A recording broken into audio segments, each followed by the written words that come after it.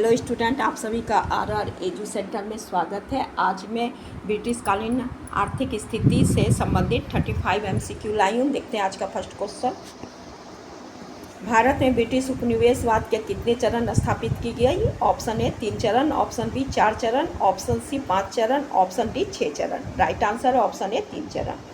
भारत में ब्रिटिश उपनिवेशवाद का 3 चरण स्थापित की गई। पहले चरण वाणिज्यवाद का काल जो 1757 से 1813 तक, दूसरा मुक्त व्यापार काल जो 1813 से 80 तक, तीसरा वित्तीय साम्राज्यवाद काल जो 1860 से 47 तक चला। प्रत्येक चरण में उपनिवेश का एक अलग कारण परिणाम स्वरूप उपनिवेशवादी नीति और विचारधारा बनी। इसके अलग अलग परिणाम हुए तथा उपनिवेश की जनता की प्रतिक्रिया भी अलग अलग हुई। Next question. 1860 में आयात मैनचेस्टर कपड़ों का मूल्य 96 लाख स्टर्लिंग था, जो कि 1900 ईस्वी वर्ष का कितना हो गया? Option A 35 crore, option B 30 crore, option C 29 crore, option D 25 crore. Right answer option C 29 crore. Ramesh Chandra Dutt और मदन मोहन मालवीय ने भारतीय औद्योगिक आयोग को पत्र लिखे और दर्शाए कि 1860 में आयातित मैनचेस्टर कपड़ों का मूल्य 96 लाख स्टर्लिंग था, जो 1900 में बढ़कर 27 करोड़ स्टर्लिंग हो गया है। मॉरिस डेविड के अनुसार यह प्रमाण निर्णायक नहीं है। उन्होंने कहा कि पैक्स ब्रिटानिका के अंतर्गत जनसंख्या बढ़ गई, प्रति आय व्यक्ति भी बढ़ गया है, जिसके कारण वेस्टर्न मांग बढ़ने से बिक्री दर भी बढ़ गया था। Next question. 1881 ईस्वी में पुरुष कृषकों की 65% संख्या बढ़कर 1931 में कितना प्रतिशत हो गया? Option A 75, option B 72, option C 69, option D 67। Right answer है ऑप्शन बी 72। कृषि क्षेत्र पुरुष कृषकों की संख्या 1881 में 65% की तुलना में बढ़कर 1931 में 72% हो गई है, जबकि औद्योगिक क्षेत्र में पुरुषों की संख्या में गिरावट आई। 81 में औद्योगिक क्षेत्र में पुरुषों की संख्या का अनुपात 16% था, जबकि 1931 में 9% हो गई थी। Next question. 1931 में औद्योगिक रोजगार कार्य में घटकर महिला की प्रतिशत कितनी हो गई थी? Option A 13%, option B 11%, option C 10%, option D 9%। Right answer option D 9%। महिला के कृषक रोजगार में 1981 से 31 के बीच 13% बढ़ोतरी हुई, जबकि औद्योगिक रोजगार महिला की प्रतिशत 9% की गिरावट आई। Next question. भारत में विभिन्न अकाल के दौरान कितने लोग प्रभावित हुए? Option A 30 crore, option B 27 crore, option C 24 crore, option D 20 crore. Right answer है ऑप्शन ए 30 करोड़ लोग। विभिन्न अकाल के दौरान लगभग 30 करोड़ लोग 29.7 करोड़ प्रभावित हुए, जबकि एक अकेला 1717 का काल के दौरान भारत में 1 करोड़ से ज़्यादा लोग प्रभावित हुए थे। भारत में किस लड़ाई के बाद ब्रिटेन ने भारत की आर्थिक संरचना परिवर्तन करना प्रारंभ कर दिए थे? ऑप्शन ए बक्सर की लड़ाई, ऑप्शन बी मुंगेर की लड़ाई, ऑप्शन सी प्लासी की लड़ाई, ऑप्शन डी इनमें से कोई नहीं। राइट आंसर है ऑप्शन सी प्लासी की लड़ाई। प्लासी की लड़ाई के बाद भारत में ब्रिटेन की आर्थिक संरचना में परिवर्तन करना प्रारंभ कर दिया, क्योंकि इस युद्ध के साथ ही रॉबर्ट क्लाइव ने बंगाल में द्वैत शासन प्रणाली लागू की है, जिसके तहत राजस्व प्रशासन व्यवस्था उनके हाथ में आ गए थे अंग्रेज। इससे अंग्रेज की स्थिति मजबूत होने लगी थी। Next question. अंग्रेज द्वारा भारतीय अर्थव्यवस्था का शोषण का प्रथम चरण को क्या कहा गया है? ऑप्शन ए वित्तीय पूंजीवादी, ऑप्शन बी वाणिज्यवादी, ऑप्शन सी अनऔद्योगिकवाद, ऑप्शन डी औद्योगिक पूंजीवाद। Right answer option B वाणिज्यवादी।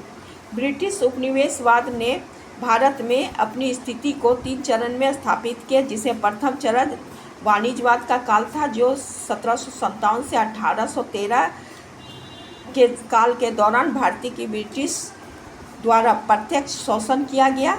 Bharat के राजस्व का अधिशेष का उपभोग भारतीय तैयार माल की खरीद के लिए किया गया, जिसे इंग्लैंड में निर्यात किया जाता था। भारत से धन का पलायन हुआ, जो ब्रिटेन की राष्ट्रीय आय का 2 से 3% था। Next question. इनमें से कौन मिलान सही है? ऑप्शन ए वाणिज्यकारी, ब्रिटिश द्वारा व्यापार में एकाधिकार। ऑप्शन बी धन का निकासी, भारतीय संशोधन का दोहन। ऑप्शन सी वित्तीय पूंजीवाद, भारत में भारी धन अव्यवस्था लगाना। ऑप्शन डी औद्योगिक पूंजीवाद, मुक्त व्यापार।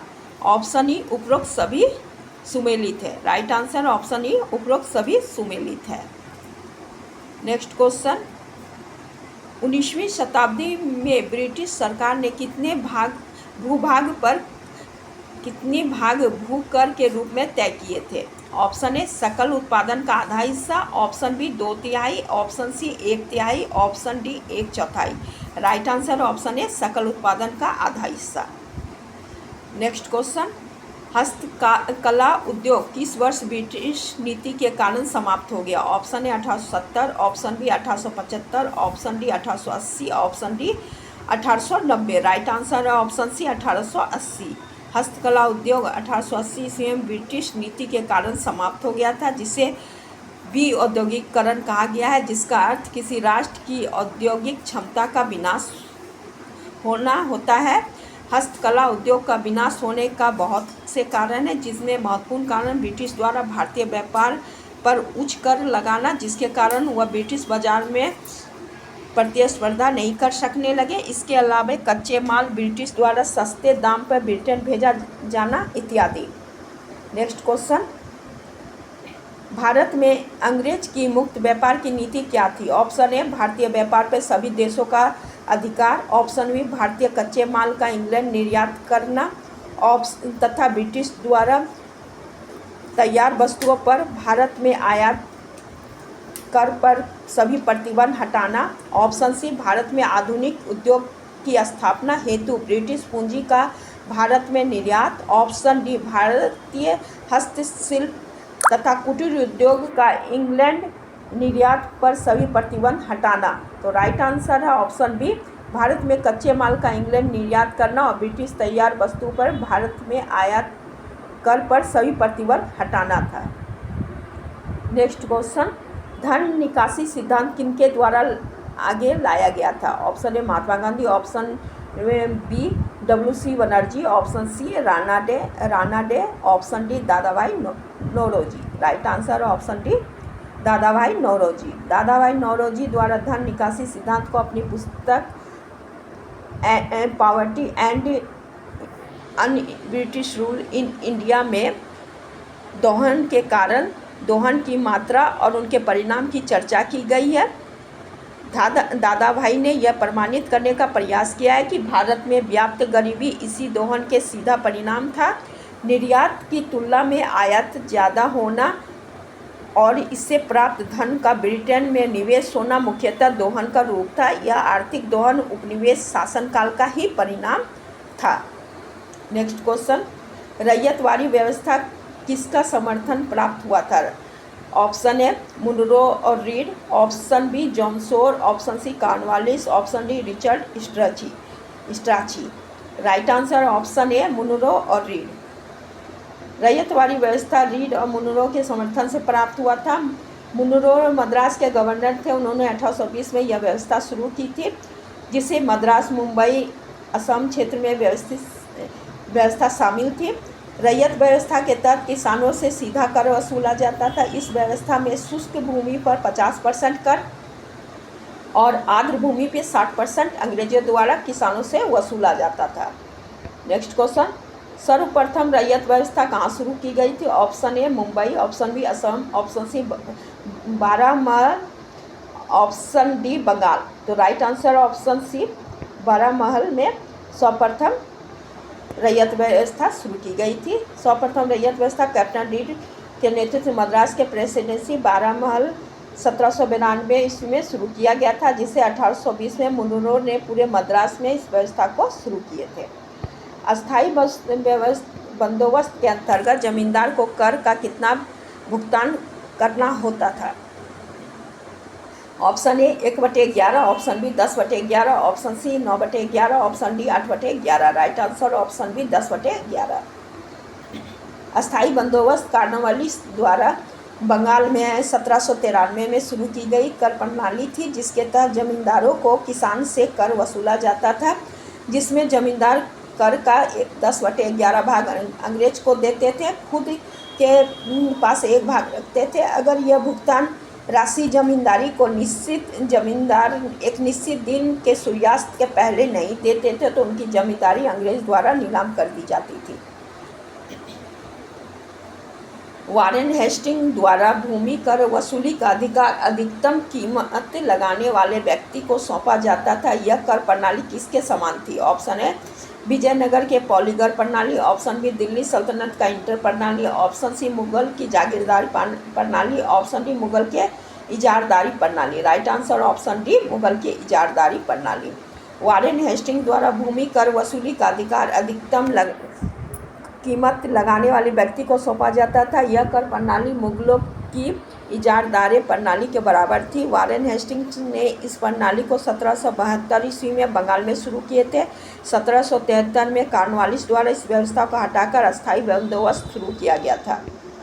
नेक्स्ट क्वेश्चन, निम्नलिखित में कौन सुमेलित थे? ऑप्शन ए प्रथम कोयले का खान झरिया, ऑप्शन बी सूती कपड़े का मिल अहमदाबाद, ऑप्शन सी प्रथम बुकर नीति बंगाल, ऑप्शन डी प्रथम